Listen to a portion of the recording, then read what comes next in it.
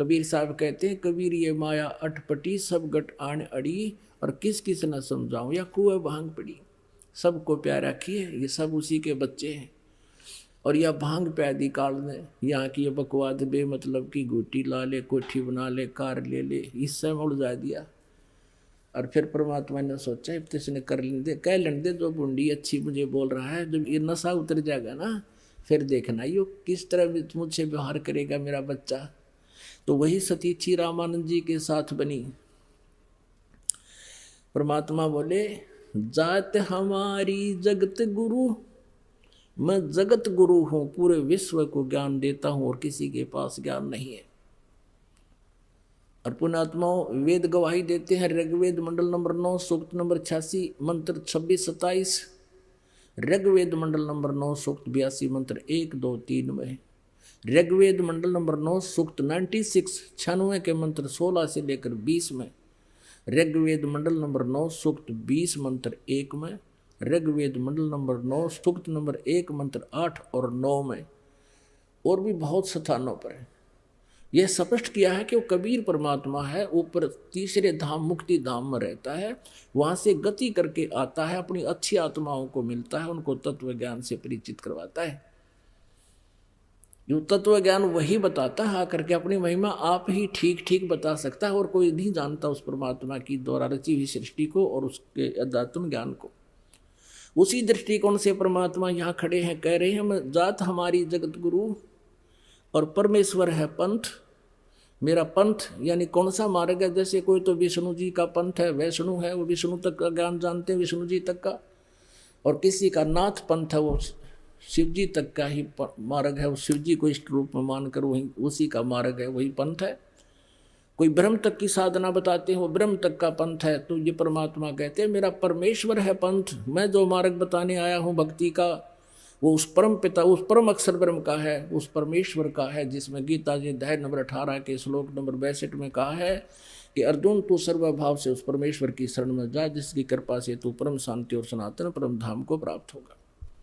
मेरा वो उस परमेश्वर वाला पंथ है। परमात्मा स्वयं अपनी महिमा आप ही बताने आए, और मेरा नाम पूछते हो तो मैं वो परम अक्षर ब्रह्म हूँ। अब यह बात रामानंद जी के गले नहीं उतरी।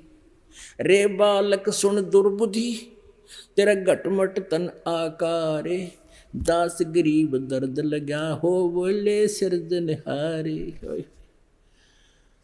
अब देख गरीबदास साहब जी कह रहे हैं कि भगवान ने अपने आप को भगवान कह दिया कि मैं परमात्मा हूँ। तो इस बात का दुख हुआ रामानंद जी को, और गाली देने लग गया, रे बालक सुन दुर्बुद्धि, तेरा घटमट तन आकार तो दिखाई देता, साकार भगवान तो निराकार है। अब विष्णु जी का पुजारी और मूर्ति रख है, सारे चित्र ला रहा, और कह स्वर्ग में जाऊंगा वहाँ भगवान रहता है विष्णु जी, और फिर भी उसके लोक वेद से मान रहा है कि भगवान तो निराकार होता है और तू दिखाई दे रहा है। और फिर क्या बताते हैं कि तू मोमन का पाल हुआ। अब जैसे मोमिन माने मुसलमान, तुझे वो मुसलमान जुलाहा नीरू उठा कर लाया था, तेरी माँ का बेरा ना तेरे बाप का, तेरी जात का बेरा ना तेरे धर्म का, कुजात तू अपने आप को भगवान कहता है। रामानंद जी भगवान को गालियां दे रहे हैं। तुम मोमन के पालवा, यानी उस एक मुसलमान जुलाहे के घर पर तू पल रहा है और अपने आप को भगवान कहता है। तुम मोमन के पालवा, जुल्हे के घर बासे, दास गरीब अज्ञान गति, एकता दृढ़ विश्वास। मान बढ़ाई छोड़ कर बोलो बालक बेने, दास गरीब अधम मुखी, एकता तुम गट फैन। मरत मरत बहु जग गए, लखी न अस्थिर ठोरे, दास गरीब जिहान में तुम सा नीच न और। रामानंद जी परमात्मा को अच्छी बुरी बुरी बुरी कह रहे हैं, खोटी खोटी।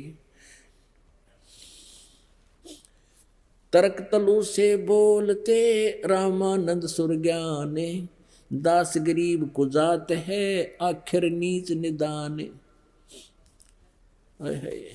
कहते हैं तू कुजात है, कुजात यानी तेरी जात का भी ना बेरा, इसलिए तू बकवाद भी घनी कर रहा है, अपने आप को भगवान बता रहा है। अब क्या बताते हैं, ए स्वामी सृष्टा में, वैसे तो बहुत बड़ा विवरण है लेकिन समय के अभाव से जो दास थोड़ा सा प्रसंग सुनाना चाह रहा है वहां ला रहा है आपको। परमात्मा कहते हैं ए स्वामी, क्योंकि कबीर परमेश्वर जी ने उनको गुरु बना लिया था। क्योंकि गुरु रामानंद जी को किस लिए बनाया परमेश्वर ने, ये मर्यादा बनाए रखने के लिए कि नहीं तो आने वाले समय में काल के दूत ये कह देंगे गुरु जी की आवश्यकता क्या है, कबीर जी ने कौन सा कोई गुरु बनाया था। और परमात्मा कहते हैं गुरु बिन माला फेरते, गुरु बिन देते दान, गुरु बिन दोनों निष्फल हैं, चाहे पूछो वेद पुराण। अब वहां शिष्य और गुरु की भूमिका भी स्वयं करके दिखाई कि ऐसा होना चाहिए आपको गुरु शिष्य के बारे में। गुरु जी अच्छी बूंदी बोल रहे हैं और परमात्मा एक सुयोग्य शिष्य की तरह हाथ जोड़े खड़े हैं, लेकिन फिर सच्चाई बता रहे हैं। ए स्वामी सृष्टा में, सृष्टि हमर तीरे, दास गरीब अधर बसु में, अवगत सत्य कबीरे। ओए होए, ए स्वामी सृष्टा में यानी सारी सृष्टि का रचने वाला मैं हूं, और सारी सृष्टि यानी अनंत करोड़ ब्रह्मांड मेरे आधार हैं, और मैं ऊपर रहता हूं। अवगत सत्य कबीर, अविनाशी का परमात्मा हूं। सत्य माने अविनाशी, अविगत माने जिसकी गति जिसकी स्थिति से कोई भी परिचित नहीं है, वो स्वयं ही आकर बताता है, और वो फिर मारे गले उतरती नहीं, इसलिए बात अभी तक उलझ रही थी। सुन रामानंद राम में, मैं बावन नरसिंह, दास गरीब सर्व कला, मैं व्यापक सर्वंग। चारों युग में हम पुकारे, कोक कहा हम हेल रे, हीरे माणक मोती बरस, ये जग जुगता ढेल रे। गोता मारूं स्वर्ग में, जा बैठूं पाताले, गरीब दास ढूंढता फिरूं अपने हीरे मोती लाले। मैं रोवत हूँ सृष्टि को, ये सृष्टि रोवे मोहे, कह कबीर इस वियोग को समझ न सकता कोई। गरीबदास जी बता रहे हैं कि कबीर भगवान ने बोले कि मैं तो तुम्हें रो रहा हूँ कि तुम मेरे बच्चे हो, तुम काल के जाल में फंस गए हो, थारी बिरान माटी कर रखी, कोई किसी का बेटा मर गया, किसी की बेटी मर गई, और किसी के 2 लड़के हैं, एक मर गया, ने सोचा भगवान एक तो बच गया, और पहले दोनों थे, जब एक चला गया कौन सी डाल डाली, और दूसरे का नंबर आएगा जब के कर लेगा। तो यहाँ सबको नु सकोड़ रखा है, चल इतनी ईब तब और तो बचेंगे, इतना ही हो गया, सो हो गया, बाकी तो बचे रहेंगे, बाकी की क्या प्रोटेक्शन कर दिया तूने। यह सोच पहले थी, जब एक लड़का मरा तो ये अज्ञान हटेगा आपका। तो क्या बताते हैं, मैं रोवत हूँ सृष्टि को, और सृष्टि रोवे वो हे, ये मुझे ढूंढते फिरते हैं कि वो भगवान तो जो है ना सब सुख देता है, अकाल मृत्यु से भी बताता है, हमारे आने वाले जीवन में जो संकट है उनसे भी बचाता है। तुम इस गुण युक्त परमात्मा की खोज में भटक रहे हो और इन काल के दूतों को फंस जाते हो। मैं तुम्हें रो रहा हूं कि तुम मेरे बच्चे हो, मेरे पास आ जाओ, मैं तुम्हें सुख दूंगा। लेकिन हमारा जो वियोग हो गया बीच में, हमारे इस वियोग को अब कोई नहीं समझ पा रहा है। अपने आत्माओं, परमात्मा आके न्यू कहे मैं भगवान हूँ ना जच्चे, और मेरे जैसा दास बीच में बिचौलिया होकर बताओगा अरे यू भगवान खड़ा भाई, फिर आदमी समझेगा, सोचेगा, विचार करेगा। अब जैसे एक समय एक जो है मंत्री आ गया उसमें गांव में, और कुछ व्यक्ति गांव के इकट्ठे हो गए जहां उसने आना था, और वो ऐसा सीधा साधा सा सिंपल अपने वे से आके और वहां खड़ा हो गया उन व्यक्तियों में ही। तो जब वो आया उसकी कोई परवाह नहीं कर रहा था, अरनो देखे थे वो मंत्री ना आया और वो वहां खड़ा है, उसने उसका धक्के मारे, इन्होंने भाई मंत्री जी आना हो रहे हैं। और वो उसके साथ फिर गनमैन था, वो कहने लगा अरे ये है मंत्री जी, सचमुच है कहाँ? फिर लग गया उसका, नहीं चौधरी साहब राम राम। अब वो आप ना जच्चा हो जो इकला उतारने को कह दे मैं मंत्री हूँ, क्यों वो जाना नहीं थे, नहीं पड़ा रहे तो क्यों गाड़ी गुड़ी कोई देखी कोई ना, वो पैदल उतर का दूर तो चल पड़ा बेचारा, गाड़ी पीछे छोड़ा भी लोग नो ना सोचेंगे क्यों तो गणी टोर में आया है।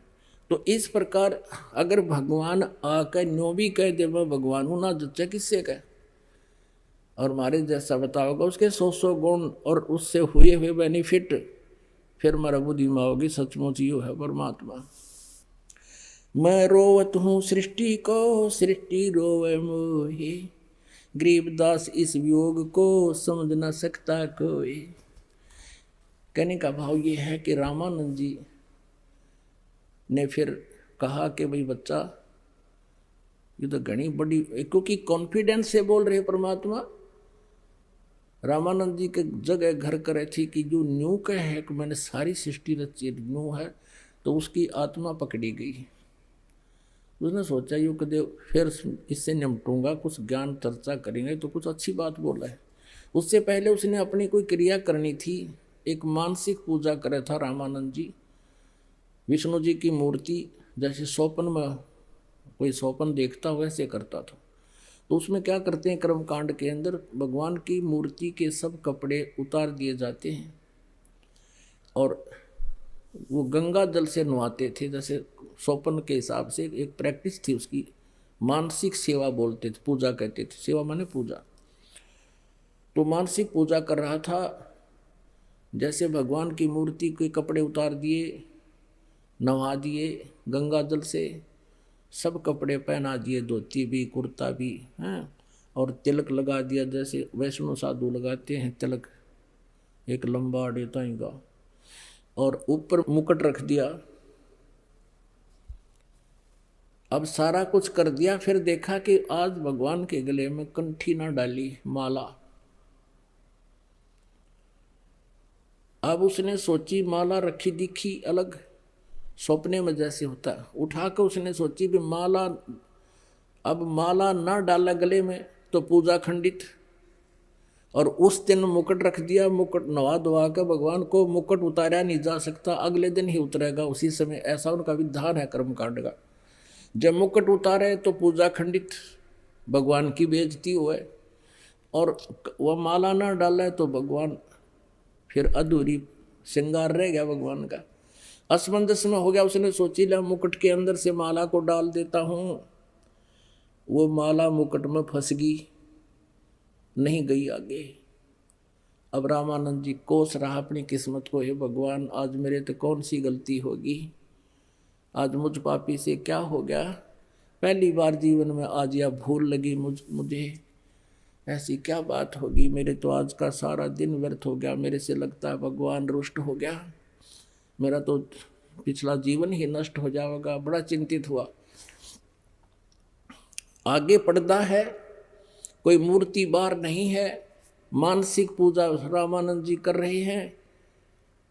और फिर परमात्मा ने बाहर से कहा, 5 वर्ष के बालक के रूप में खड़े परमेश्वर ने, कि स्वामी घुंडी खोलकर इस माला की गांठ खोल लो और फिर माला गलडार, फिर वह गांठ ला दे दोबारा गले में भगवान के डाल के, आपने मुकुट उतारना नहीं पड़ेगा।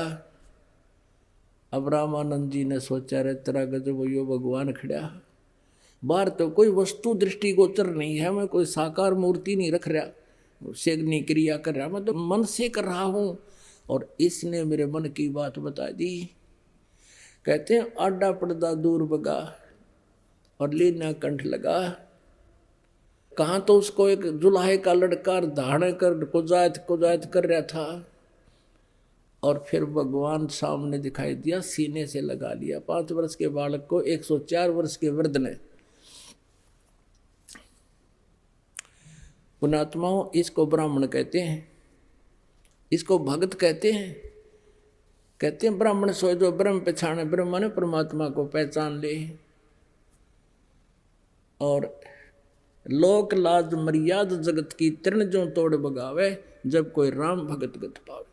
अब एक तरफ तो सारा समाज बैठा, ब्राह्मण वर्ग बैठा था, और रामानंद जी एक नंबर के ब्राह्मण थे। बात भी यहीं अड़ी हुई थी कि वो नहीं मान रहे थे कि कबीर जी दुल्हाए को रामानंद जी ने उपदेश दे रखा है।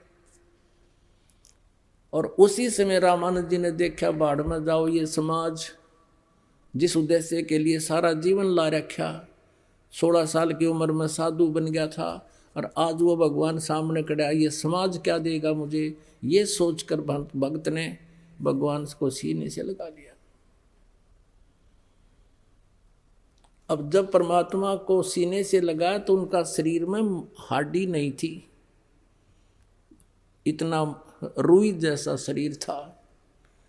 यजुर्वेद अध्याय नंबर 40 के मंत्र नंबर 8 में उसमें लिखा है कि सपरि आगात शुक्रम अकायम असनाविरम कबीर मनीषी स्वयंभू परिभू व्यवधाता। वो परमात्मा कबीर परमेश्वर जो है वो यहाँ तत्वदर्शी संत रूप में आता है, और उसका शरीर बिना नाड़ी के जोड़ जुगाड़ का होता है। शुक्रम अकायम, माता पिता के संयोग से बनी हुई शुक्र सी उसकी शरीर नहीं होता। तो वही रामानंद जी प्रमाण कर रहे हैं। अब क्या होता है, रामानंद जी ने और भी बहुत से प्रश्न किए, परमात्मा ने सॉलिड उत्तर दिए। रामानंद जी कहने लगे, बच्चा मैं तेरे से बहुत गहराई से बात करना चाहता हूँ। परमात्मा कहने लगे, ठीक से स्वामी जी बातें करो। वो बैठ गए एक साइड में जाकर दोनों जने, और वो ब्राह्मण गए बिदक। वो जो नो देखना आ रहे थे कि, और साथ में वो विवेकानंद भी बिदक क्या कि स्वामी जी का तो बुढ़ापे में दिमाग खराब हो गया, और एक शूद्र के बच्चे को सीने से लगा दिया। वो तो सारे खिसक गए, बैठ गए दोनों गुरु चेल, भगवान और आत्मा पुण्यात्मा जिसके लिए वो उतर कर आते हैं। अब रामानंद जी देखो, इस मन की बड़ी जो है ना खराब वृत्ति है इसकी। एक बार तो मान लिया भगवान है, फिर अपने ज्ञान से फिर सोचने लग गया, फिर प्रश्नों की जड़ी लगा दी भगवान के सामने। इतने में एक ब्राह्मण आ गया, ब्राह्मण जाति से एक व्यक्ति आ गया।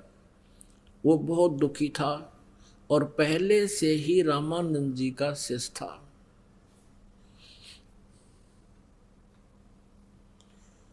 और पहले से ही रामानंद जी ने उनको क्रियाएं बता रखी थी, तू ऐसे जंतर कर ले, ऐसे मंत्र कर ले, ये साधना कर ले, तुझे सुख होगा। अब उस शिष्य ने सारा कुछ कर लिया था और उस दिन वो घना दुखी था और आके कहने लगा, गुरुदेव मैंने आपके द्वारा बताए गए सारे जंतर मंत्र कर लिए, जो भी साधनाएं आपने दी थी मैंने कोई कसर नहीं छोड़ी, लेकिन मेरा पूरा परिवार जकड़ा पड़ा है और सभी दुखी हैं। और गुरुदेव हम टोटे न भी गणे दुखी कर रखे हैं, दारिद्र भी खूब है, बस कभी ना कभी आत्महत्या करना ही शेष रह गया है। अब रामानंद जी ने कहा, पहले तो वो जंतर उसको साधनाएं बताता था, ऐसे कर ले ऐसे कर ले, फिर देखा कि आज तो इसने किल्ली काट दी कि मेरा ना कति लाभ हुआ, अब मरूंगा। तभी इनके पास एक और जड़ी होती है नकलियों के पास, ये क्या कहते हैं कि देखो भाई, देखो बात सुनो, ये तेरा प्रारब्ध में लिखा हुआ पाप कर्म है, ये तो बच्चा तुझे भोगना ही पड़ेगा। आपने सुना है भगवान श्री विष्णु जी ने नारद के द्वारा दिए गए श्राप को भी भोग कर ही पूरा किया। श्री रामचंद्र रूप में आए थे और उन्होंने अपने कर्म का जो श्राप दिया था नारद जी ने, वो भोगना पड़ा। पूरा जीवन अपनी पत्नी के योग में बिताया। और सुन, जैसे सुग्रीव के भाई बाली को मारा था भगवान श्री रामचंद्र जी यानी विष्णु जी ने एक वृक्ष की ओट लेकर धोखे से, और फिर श्री कृष्ण रूप में उस बाली वाली आत्मा ने शिकारी बनकर भगवान श्री कृष्ण रूप में प्रगट उत्पन्न श्री विष्णु जी के पैर में तीर मार के अपना बदला लिया। कर्म का दंड तो भाई भोगना ही पड़ता, देखो भगवानों ने भी भोगा। अब वो शिष्य कहने लगा, महाराज जी आज आपकी किसी भी बात का असर मेरा नहीं हो रहा, मैं तो घना दुखी हो गया। अब परमात्मा कबीर जी बोल पड़े बीच में कि स्वामी जी, जिन भगवानों और देवताओं की तुम पूजा करते और कराते हो उनसे पाप कर्म नहीं कट सकता, उनसे जीव दुखी से सुखी नहीं हो सकता, क्योंकि आपके भगवान का विधान है जैसे कर्म आपके लिए हैं वैसे ही भोगने ही पड़ेंगे। और परम अक्षर ब्रह्म जिसका मैं संदेश लेकर आया हूं, परमात्मा ने अपने को छुपा कर वहां कहा, वो परम अक्षर ब्रह्म घोर पाप का भी नाश कर देता है। अब वो रामानंद जी कहता है कि बच्चा कबीर जी, भगवान की विधान में कहीं भी मैंने नहीं पढ़ा, मैंने चारों वेद पढ़ लिए, गीता जी मैंने पढ़ ली, पुराणों का मैं ज्ञाता हूँ, परमात्मा के विधान में कहीं नहीं लिखा है कि वो जीव के पाप नाश कर सकता है, प्रारब्ध का नाश कर सकता है। परमेश्वर ने कहा कि स्वामी जी यजुर्वेद अध्याय नंबर 8 के श्लोक नंबर 13 में देखिएगा। अब रामानंद जी का संस्कृत तो सारी याद थी पर उसका निष्कर्ष पता नहीं था, इसका अर्थ क्या बना, वास्तविकता क्या है, तो उसने उस तुरंत ही संस्कृत बोल दी। परमात्मा ने कहा इसकी हिंदी भी सुना दे। तब रामानंद जी ने कहा कि सचमुच इसमें तो ऐसा ही लिखा है कि परमात्मा तो घोर पाप का विनाश कर देता है। अब देखिएगा यजुर्वेद, हाँ उसमें क्या कहता है रामानंद जी के बच्चा, मैं नहीं, ये तो आप किसी भी उसको देख लीजिए, वो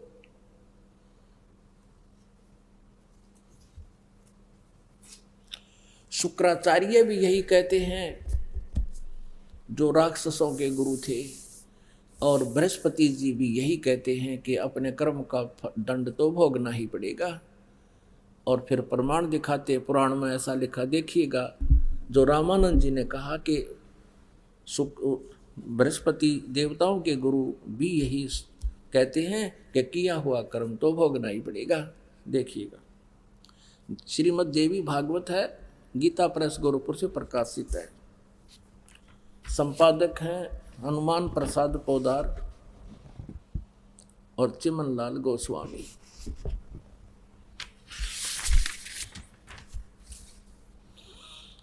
इसके प्रकाशक एवं मुद्रक हैं ये गीता प्रेस गोरखपुर, गोविंद भवन कार्यालय कोलकाता का संस्थान।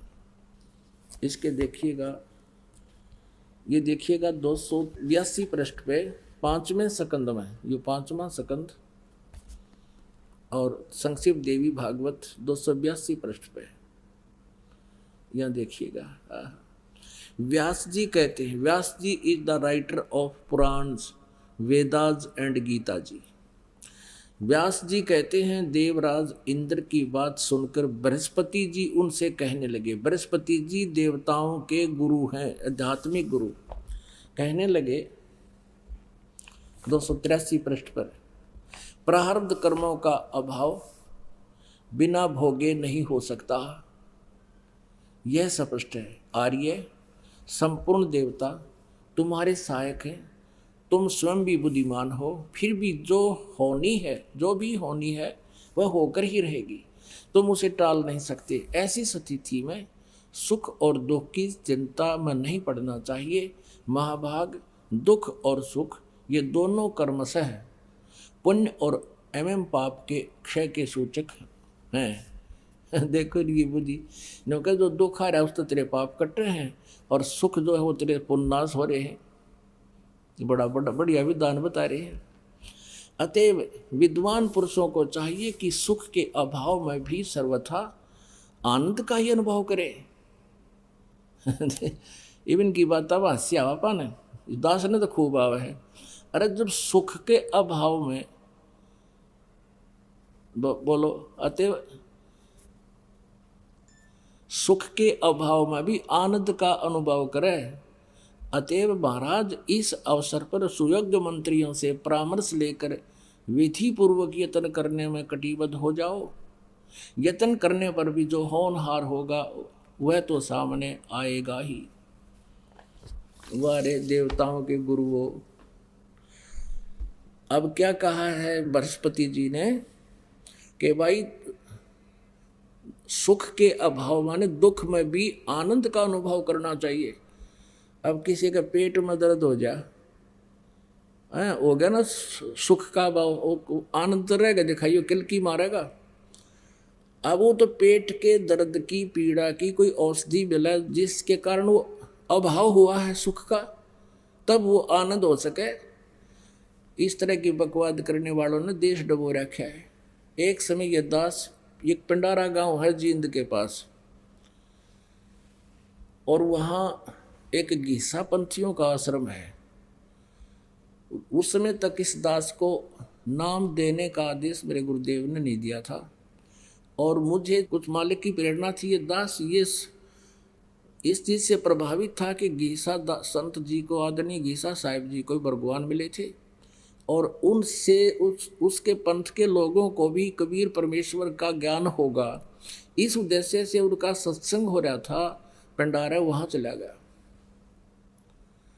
तो वहाँ क्या कर रखा उन्हें सांग, ये लाल कपड़े वाले घीसा पंथी, बिना घीसा पंथी और भी निरे बुला रखे। और उनमें से एक व्यक्ति, ये उसके विषय में ये बताया जाता था सटेज सेक्रेटरी के द्वारा कि ये बड़े विद्वान पुरुष हैं, काशी विद्यापीठ पढ़ कर आए हैं, बड़े मर्मज ज्ञाता हैं अध्यात्म के। तो सभी श्रोताओं का ध्यान उस पर टिका रहता था। वो क्या कहता था कि ये जीव अपने आप को भूल गया है, जिस कारण से ये दुखी रहता है। कोई भी कर्म का दंड है, वो शरीर को भोगना होता है, जीव स्वतंत्र होता है। और क्या बताता है कि एक समय में जा रहा था, एक व्यक्ति पीड़ा से करहा रहा था। मैंने उससे कहा, अरे भोले प्राणी, तू क्यों रो रहा है? ये कष्ट तो तेरे शरीर को है, जीव को थोड़ा ही दर्द होता है। तू अपने आप को जीव मान रहा है और जीव को दर्द महसूस कर रहा है, इसलिए तू दुखी है। तू मान ले कि तुझे पीड़ा नहीं है, शरीर को है, भोगने दे, इसका कर्म है, ये तो भोगना ही पड़ेगा। तो फिर क्या कहता है, उसी समय वो व्यक्ति कराहना बंद कर गया और उसको आभास हो गया कि तो शरीर का भोग है, शरीर को कष्ट है, पड़ा रहेगा, मुझे क्या है, वो सुखी हो गया। अब हमारे जैसे श्रोता बोले वाले तो सभी खुश हो जाते हैं, जो भी जैसा प्रवचन कोई करता उसी को सत्य मान लेते, क्योंकि हमें ज्ञान नहीं था। अब हमें ज्ञान हो गया, इनकी खाल तार जाएंगे सारे की, ये सब बकवास कर रहे हैं। तो उस समय जितने और जो बैठे थे उस स्टेज के ऊपर 10-12 लाइन में, वो सारे फेल कर दिए। उसने इस तरह के लतीफेदार बातें कह कर छोड़ दे। अब उन दूसरे की तरफ लोग आकर्षित नहीं रहे, उसकी तरफ आकर्षित हो रहे। अब वो दूसरे संत दुखी हो रहे, वक्ता हुए भी से थे, पर वो न सोचे थे आज थारी मार्केट डाउन होगी।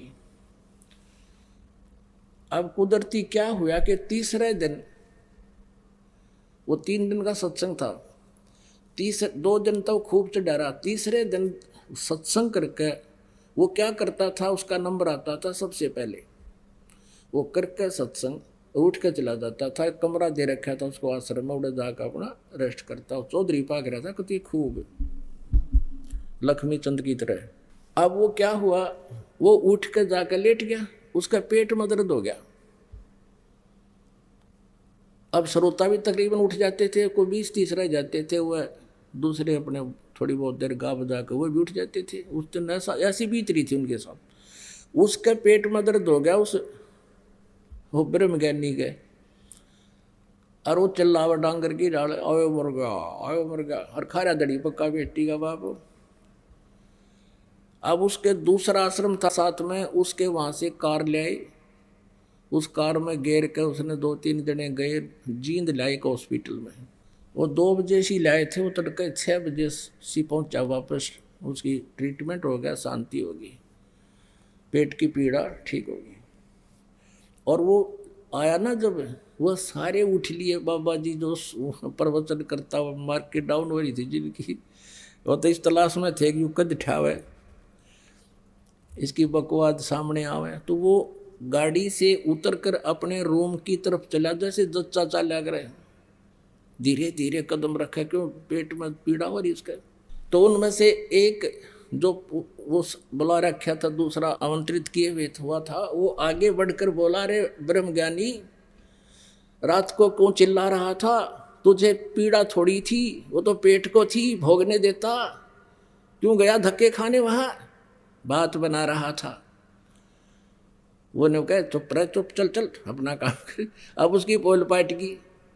तो वही सती थी इस या हमारे बृहस्पति जी की, देवताओं के गुरु की है।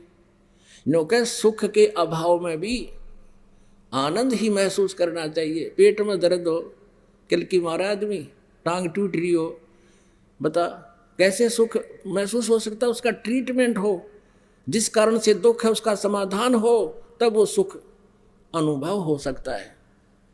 ये तो विचार सुने आप जी, नहीं देखिएगा, फिर सुन ले 2 सेकंड। ये वही फिर देवी भागवत आपको दिखाते हैं। श्रीमद् देवी भागवत गीता प्रेस गोरखपुर से प्रकाशित है। इसके 5वें स्कंद में ये 282 पृष्ठ पे आपने यहाँ से पढ़ा कि व्यास जी कहते हैं, देवराज इंद्र की बात सुनकर बृहस्पति जी उनसे कहने लगे। बृहस्पति जी देवताओं के गुरु हैं। प्रारब्ध कर्म का अभाव बिना भोगे नहीं हो सकता, यह स्पष्ट है। आर्य, संपूर्ण देवता तुम्हारे सहायक है, तुम स्वयं भी बुद्धिमान हो, फिर भी जो होनी है वह होकर रहेगी, तुम उसे टाल नहीं सकते। ऐसी स्थिति में सुख और दुख की चिंता में नहीं पड़ना चाहिए। महाभाग सुख और दुख ये दोनों कर्म से पुण्य और पाप के क्षय के सूचक हैं। देख कितनी बढ़िया थ्योरी कि सुख तुझे मिला है तो तेरे पुण्य नाश हो रहे हैं, और जो दुख तुम भोग रहा है तेरे पाप नाश हो जाएंगे। बस ये विधान तो फिर आम आदमी ने बता दे, तुम्हारी क्या जरूरत है। अतएव विद्वान पुरुषों को चाहिए कि सुख के अभाव में भी सर्वथा आनंद का ही अनुभव करे। अब मैंने तो ये कति बालक लगे जैसे एंड बैंड बोलिया करें, ये तुम न मैं ऋषि वैश्यक दिखते हो अभी तक। अब देखिए 242 पृष्ठ पे, अब उन राक्षसों के गुरु यानी प्रहलाद के गुरु से आपकी भेंट कराते हैं। वो क्या विचार रखते थे ये देखिए। ये है 4था स्कंद, वो आपने पढ़ा 5वें स्कंद में, ये 4था स्कंद और ये 243 पृष्ठ पे। व्यास जी कहते हैं, प्रहलाद की बात सुनने के पश्चात शुक्राचार्य ज्ञान दृष्टि से, ओह ये डोंगी नो बैठ जाते आकड़ के, पता नहीं क्या सोच के लाओगे, ज्ञान दृष्टि से सब कुछ देखकर प्रसन्न हो गए। उनका मुख मुस्कान से भर गया। उन्होंने दैत्यों से कहा, दानो तुम मेरे यजमान हो, यजमान माने भक्त हो, तुम्हें न तो डरना चाहिए और न पाताल में ही जाना चाहिए। अपने सत मंत्रों के प्रभाव से मैं तुम्हारी रक्षा कर लूंगा। धर्म के मर्मज महाशो, प्राचीन समय में ब्रह्मा जी के मुख से मैंने जो बात सुनी है उसे बता रहा हूँ, सुनो। यह वचन बड़ा ही हितकर, सत्य और अटल है।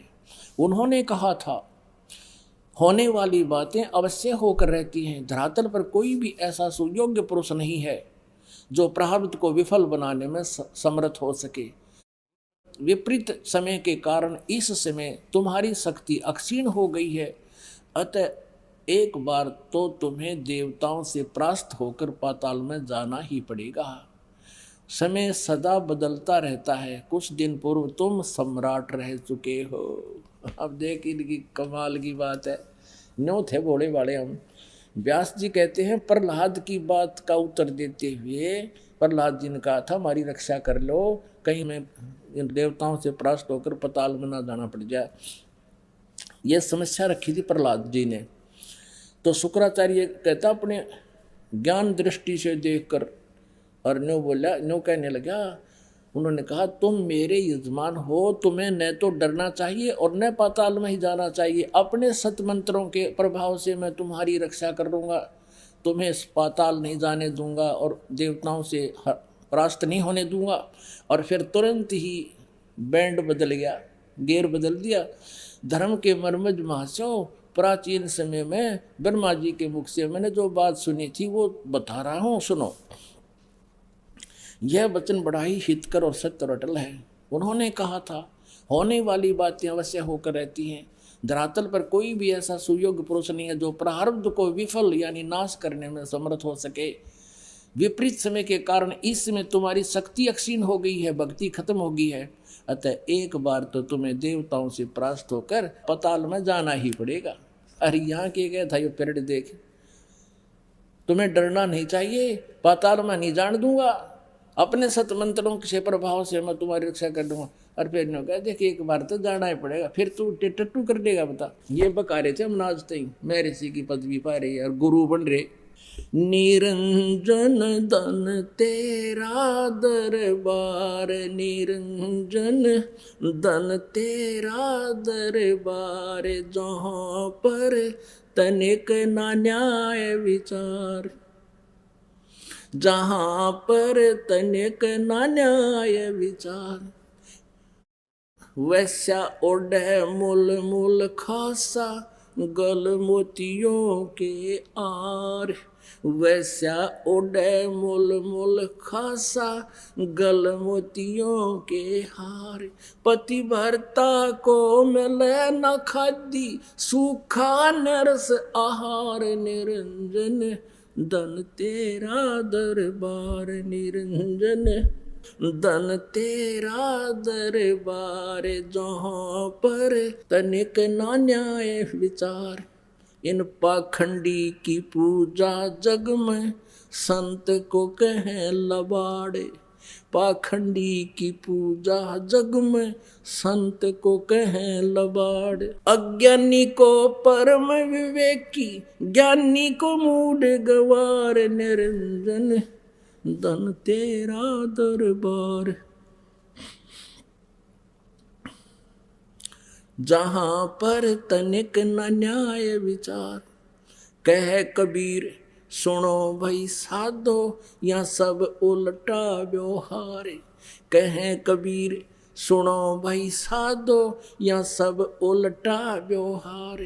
सच्चों को तो ये झूठा बतावे, इन झूठों का एतबार। निरंजन धन तेरा दरबार, निरंजन धन तेरा दरबार, जहाँ पर तनिक ना न्याय विचार।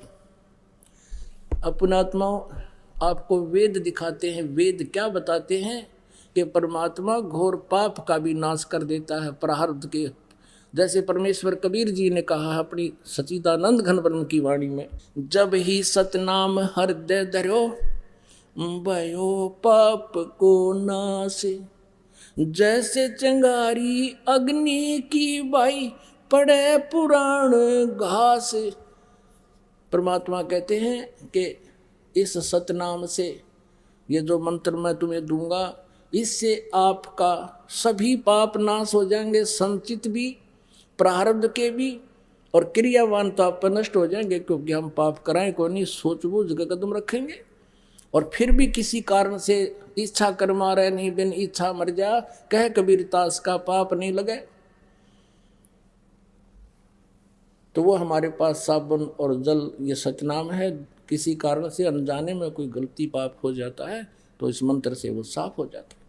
अब आपको दिखाते हैं यजुर्वेद क्या बताते हैं। उस परम अक्षर ब्रह्म की महिमा लिखी है कि वो घोर पाप को भी काट देते हैं। और यही स्थिति इस नकली महर्षि दानंद की थी। अब एक बात समझण की है पुण्यात्माओं, ये महर्षि दानंद आंडी पाक रहा था इस कलयुग में, और इसकी विचारधारा वही थी जो इन अन्य ऋषियों की थी जिनको वो रिजेक्ट करना चाहता था। ये देखिएगा उनके अनुभव, उसके सारे जीवन में जो उसने किया और सोचा और समझा, वेदों को सत्यार प्रकाश में लिख गया। ये थोड़ा सा दिखाएंगे एक झलक। ये सत्यार्थ प्रकाश है, महर्षि दानंद सरस्वती द्वारा लिखा गया। ये कहाँ से छपा है, किसने प्रकाशित किया है? इसमें ये देखो वेदों की मोहर लगा रखी है कि मैंने इन वेदों आदि सभी सदग्रंथों से प्रमाण लेकर इस सत्यार्थ प्रकाश की रचना की है। महर्षि दानंद कह रहा है, वेद आदि विविध सद शास्त्र प्रमाणै संविनतः श्रीमद परमहंस परिव्राजक आचार्य महर्षि दानंद सरस्वती स्वामी विरचित है। महर्षि दानंद के द्वारा ये वेद आदि सभी सदग्रंथों से के प्रमाणों से लिखा है। इसमें जो लिखा वेदों अनुसार है, ये इनका कहने का ये भाव है। और ये यहाँ से प्रकाशित है। और छपा कहाँ से है? आचार्य प्रिंटिंग प्रेस, दानंद मठ, गोहाना मार्ग, रोहतक से। अब इसके 7वें समोल्लास में ये देखिएगा, ये 7वां समोल्लास है, 163 पृष्ठ पे, और ये सत्यार्थ प्रकाश है। यहाँ देखिएगा, किसी ने प्रश्न किया कि ईश्वर अपने भक्तों के पाप अक्षमा करता है वा नहीं? उत्तर नहीं, क्योंकि जो पाप अक्षमा करे तो उसका न्याय नष्ट और सब मनुष्य महापापी हो जाएं, क्योंकि उनको पाप करने में उत्साह और निर्भयता हो।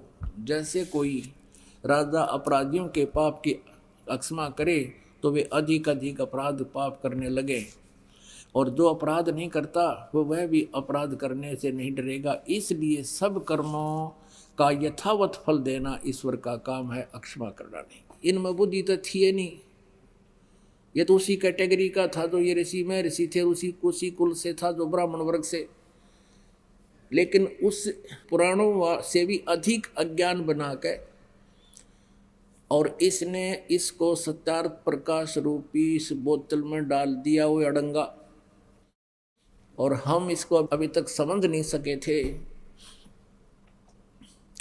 अब देखो, पीछे पंजाब प्रांत में उग्रवाद फैल गया था, युवा बच्चे किसी के भ्रमित किए हुए अपराधी बन गए थे। फिर भारत सरकार ने उनसे कहा था, भाई जिसने जो भी अपराध कर लिया सो कर लिया, अब जो भी व्यक्ति अपने पिछले आगे कोई अपराध ना करने की प्रतिज्ञा करेगा और मुख्य धारा में आ जाएगा तो उसके सारे मुकदमे वापस ले लिए जाएंगे। और ऐसा ही हुआ था। और उसके बाद देखो कैसी शांति होगी। तो इसकी किसी आधार से भी थ्योरी ठीक नहीं। ये कहता है कि यदि कोई राजा अपराधी का अपराध अक्षमा कर दे तो कोई नहीं डरे, दूने पाप करेंगे। देखो आध्यात्मिक मार्ग ऐसा ही है। अनजानपने में जिससे जो गलतियां होगी वो उन बच्चों जैसी थी जो उग्रवाद में शामिल हो गए थे अनजानपने में, और फिर उनको उसका पता लग गया कि तो गलत काम हो गया, वो मुख्य धारा में आ गए, फिर शांति होगी, वो फिर सभ्य समाज में आ गए और सभ्य बन गए। इसी प्रकार हम सभी अज्ञानतावश जो भी पाप कर लिया, किसी ने मांस खा लिया, चोरी कर ली, जारी कर दी, कोई और गलतियां होगी, वो अज्ञानता से और किसी के कुसंग से होगी। अब हम फिर मुख्य धारा में आ जाएंगे, भगवान हमारे सारे मुकदमे वापस ले लेगा। जब ही सतनाम हृदय धरो भयो पाप को नासे, जैसे चिंगारी अग्नि की भाई पड़े पुराण घासे। और ये तो इसका प्रैक्टिकल ये भी झूठा हो गया इस संसारिक दृष्टिकोण से जिसने इसने उदाहरण दिया। और अब वेद फेल करेंगे इनकी अज्ञानियों की थ्योरी को। वेद बताते हैं परमात्मा घोर पाप का भी नाश कर देता है, ये देखिएगा ये जरूर। और इसको इस अनुवाद भी इस दानंद जी ने कर रखा है। इसने प्रकाशक है सार्वदेशिक कार्य प्रतिनिधि सभा 2/5 महर्षि सिद्धांत भवन रामलीला मैदान नई दिल्ली से। मुद्रक ये Prince offset printers 1510 Pataudi house Daryaganj नई दिल्ली से। और महर्षि दानंद सरस्वती कृत इसका अनुवाद किया इसने। ये ही the not writer of the Vedas, ये वेदों का लेखक नहीं है, वेदों का अनुवाद करता है महर्षि दानंद ओनली। अनुवाद में भी इसने ये देखिएगा 8वें अध्याय का 13वां मंत्र, ये है अध्याय 8 यजुर्वेद 8वां अध्याय 241 पृष्ठ पे। यहाँ पर है ये 13वां मंत्र, और इसका अनुवाद इन्होंने किया है यहाँ पर 242 पृष्ठ पे। यजुर्वेद ये 242 पृष्ठ पे ये अर्थ है हे सबके उपकार करने वाले मित्र आप। ये मित्र का अर्थ इसने उलझाने के लिए लिखा या परमेश्वर के लिए है। इसने सत्यार्थ प्रकाश में खुद कहा है प्रथम अध्याय में कि सबका सबसे हितकारी होने के कारण, हितैषी होने के कारण परमेश्वर का नाम मित्र है। तो हम यहाँ परमेश्वर कहेंगे, हे सबके उपकार करने वाले परमेश्वर, दान देने वाले के अपराध के विनाश करने वाले हो। यानी जो दान देता है उसके प्रारब्ध में जो पाप हैं उनका नाश कर देते हो। यानी कुछ ऐसे पाप हैं जो दान से नष्ट होते हैं, कुछ ऐसे पाप हैं जो अपनी सेवा से साफ होते हैं, कुछ ऐसे पाप हैं स्वाध्याय से साफ होते हैं, नाश होते हैं, कुछ ऐसे पाप हैं जो सतनाम से ही, जो किसी से भी ना हो पर सतनाम से होते हैं।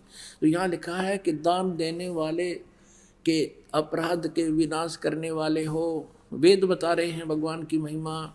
साधारण मनुष्यों के किए हुए अपराध, एनस्य मन अपराध के विनाश करने वाले हो, अक्षमा करने वाले हो, और पिता के किए हुए विरोध आचरण के अच्छे प्रकार हरने वाले हो, नाश करने वाले हो। क्योंकि एवजन माने नाश करना, और आत्म करते से अपने किए हुए एनस्य माने पाप के अवदन माने दूर करने वाले हो, नाश करने वाले हो, अवदन माने विनाश करने वाले हो। एनस एनस अधर्म के यानी घोर पाप के नाश करने हारे हो। और हो जानता हुआ मैं कुछ भी अधर्म आचरण किया करता हूँ वा करूँ, किया करता हूँ वा करूँ। ओह, वे तो कहते पहले जो कर चुके और अब कर रहा हूँ और आगे भी जो करूँगा, अनजानपने में तो जो कुछ भी किया करता हूँ करूँ, उस सब का एनस माने पाप का, दुष्ट आचरण नहीं, एनस से हम ही सब कुछ पढ़ सकते हैं, इसको भी पढ़ सकते हैं संस्कृत को, क्योंकि नागरी लिपि है। एनस से माने पाप है, तो कहते हैं उस सर्व से माने सब, एनस से माने पाप के, अवैधन माने नाश करने वाले आप हैं। परमात्मा कहा करते थे, गुरु बिन वेद पढ़े जो प्राणी, समझे न सार रहे अज्ञानी। अपने आत्माओं, ना तो व्यास जी को ज्ञान, ना ब्रह्मा जी को ज्ञान वेदों का, नहीं तो ये भाषा कैसे कहता। जो शुक्राचार्य जी कह रहे हैं कि मैंने ब्रह्मा जी से सुना था कि कोई भी पाप कर्म का नाश, प्रारब्ध का नाश नहीं कर सकता, जो दुख है वो भोगना पड़ेगा। और ना बृहस्पति जी को ज्ञान। और इस नकली में ऋषिदानंद को तो था कहीं तो बांग पिए पड़ा रहा करता, दड़ी दूध पीवा दंड पे लिया करता। अपने आत्माओं, इनको गुरु नहीं मिले। कौन से गुरु? गीता जी अध्याय नंबर 4 के श्लोक नंबर 34 में कहा है, गीता ज्ञानदाता कहता है कि अर्जुन, परमात्म ज्ञान को, उस तत्व ज्ञान को जो परमात्मा के विषय में जानकारी जिसमें दी गई है, उस तत्व ज्ञान को तू तत्वदर्शी संतों के पास जाकर समझ, और वो तुझे परमात्मा का ज्ञान बतावेंगे। यजुर्वेद अध्याय नंबर 40 के श्लोक नंबर 10 में कहा कि कोई तो परमात्मा को निराकार बताता है, जो जन्म नहीं लेता, असंभवात। कोई उसको संभवात कहता है कि वो अवतार रूप में जन्म लेता है। तो परमात्मा का यथार्थ ज्ञान तत्वदर्शी संत बताते हैं, उनसे सुनो। यानी गीता ज्ञानदाता वही है, वेद ज्ञानदाता भी वही ब्रह्म है। वो कहता है कि मैं उस अध्यात्म ज्ञान से पूर्ण परिचित नहीं हूँ, उसको तो तत्वदर्शी संत बतावेंगे। वो जगत गुरु तत्वदर्शी संत बताते हैं, उनसे सुनो। और वो ना ब्रह्मा जी को मिले, ना व्यास जी को मिले, और ना बृहस्पति जी को मिले, ना शुक्राचार्य जी को मिले। तो क्या बताते हैं परमात्मा? इसलिए ये वेदों से अपरिचित रहे। गुरु बिन वेद पढ़े जो प्राणी, समझे न सार रहे अज्ञानी। गुरु बिन काहू न पाया ज्ञाना, जो थोथा बुस छड़े मूड किसाना।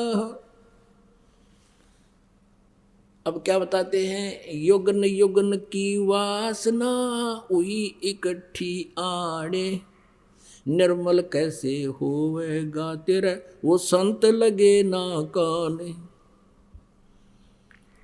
अब परमात्मा क्या बताते हैं, समझा है तो सिर धर पाओ, बहुर नहीं रे ऐसा दाव। ये संसार समझदा नाई, कहंदा श्याम दोपहरे नू। गरीब दास ये वक्त जात है, रोवोगे इस पैरे नू। बोलो सतगुरुदेव, जय हो बंदी छोड़ की।